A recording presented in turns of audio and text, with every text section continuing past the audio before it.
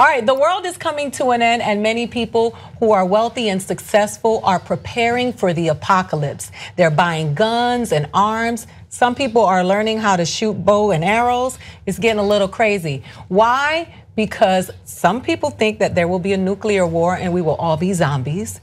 And then there are some in the tech industry who feel that the people believe that they are responsible for the decrease in jobs in America and eventually will turn on them. So we are here to discuss the apocalypse. And I'm getting cool with Jada Pinkett and Will Smith because I know they got a cool bunker and I want to live there. You know, I'm disappointed that this is happening because, you know, I'm undocumented and whatnot. So I was like, yo, I'm struggling to become a citizen and now there's no country left. So it's like, I showed up late to the party. Like, hey, everybody, I'm here. Guess what? We're all in bunkers now. Oh, that's funny. So I don't know what, yeah. That's not funny, but it's funny. But so, you're technically, as an undocumented, you're already in the bunker. Yeah, well, you're already hiding. Yeah. I mean, it's unfortunate what undocumented immigrants have to deal with, and they're hiding constantly. I'm telling y'all. So why don't you tell us what we got to do then? Purify water and become friends with all those farm workers you want to deport because you're gonna know how to learn how to grow crops and stuff. So it's true. Like I mean, does anybody else watch Walking Dead? Yeah. You do? Oh yeah, I'm like into it. You know, no. So you know to stab the zombie in the head. In the head, really because then they die. But no, like you notice on that show, it's like the people that society would look at them as like uneducated, as weak. Those are the ones that like survive and build these amazing communities and are ones that are like living right now, you know? And it's like, but the ones that were like wealthy and successful, so to speak, they're the ones that don't really have any knowledge. It's almost, and this is a big reach, but it's almost equivalent to the stigma of when in the military you have generals that essentially kind of sit in the office and they pretend like they know everything and they're very like, no, well I said this and I said that, but they're not on the ground. They don't know how to do everything as like the enlisted service members. And so when it comes to war, like those enlisted are the ones that are like telling sometimes the officers like, sorry sir, you don't know what you're talking about, we do. And it's like, this makes me feel like, what are they doing? Are they just gonna hire a bunch of us that maybe, well not me, I don't know how to do anything, but they're gonna hire a bunch of people that do know how to do this stuff and help them along? Because you can build these bunkers, you can have these firearms, but they have to be led. How are you gonna survive? So Joe, I ask you, coming from the financial world and the business world, why do these people feel this way? Why do these tech people feel like the work that they're doing is cause for them to go find places where they have to protect themselves from the people that they are supposed to be servicing? I don't know, and I actually don't care. What I do care about is creating a great future where none of this crazy stuff actually happens. And what I also know is that it's not a good bet to bet against humans. You know, we have survival instincts encoded in us. And if you look at the arc of human history, it's been one towards progress, not uninterrupted. There's definitely been bumps in the road.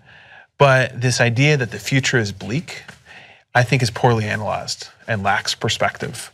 It lacks perspective of the hundreds of thousands, millions of people around the country who in their communities are trying to fix things. I actually think the future is going to be amazing. I think it's going to be the most progressive future ever in the history of our species. I think it's going to be the most inclusive future ever in the history of our species. And I think that some of the tools that have made the present really unequal are the same tools that can make the future really progressive, right? Namely, think about how the internet abhors opaqueness, and think about the role that opaqueness has had in restricting opportunity from so many people. We can turn that power on itself and make the internet the most democratizing force in the history of our species, right?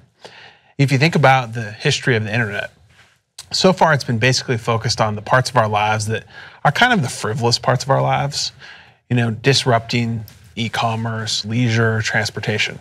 But now the internet's finally starting to disrupt the financial industry, healthcare, education, food, the four big ugly sectors that really cause the most amount of pain for the most number of people.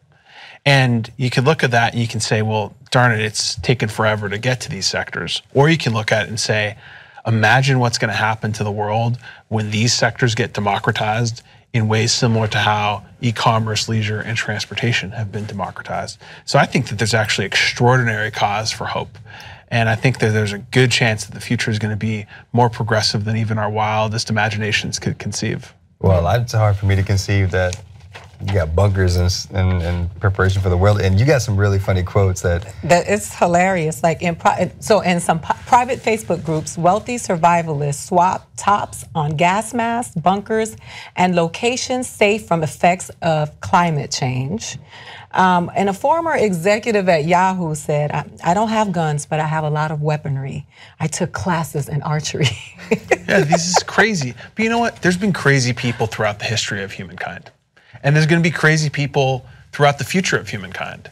And in my opinion, these people get way too much airtime. Yeah. That we ought to instead be giving airtime to all the amazing people and communities around the country who are engaged in the really hard work of making the future awesome and progressive. And I feel bad for all of these cynical people who are building bunkers. They're going to look back in 30 years and say, what a waste. Yeah. How foolish was I? Yeah, I'm like, you shouldn't build bunkers, build community. Yeah, maybe exactly. You need to, maybe if you build allies, like help a little, broke people here and there, they got your back, Yeah. I think conflict has and always will be profitable. And those that dwell in negativity, they trend often. So you have to turn off that internet and turn on your brain and think for yourself. And instead of spending money on bows and arrows, maybe you could just take a homeless person to dinner. Exactly. All right, that's it.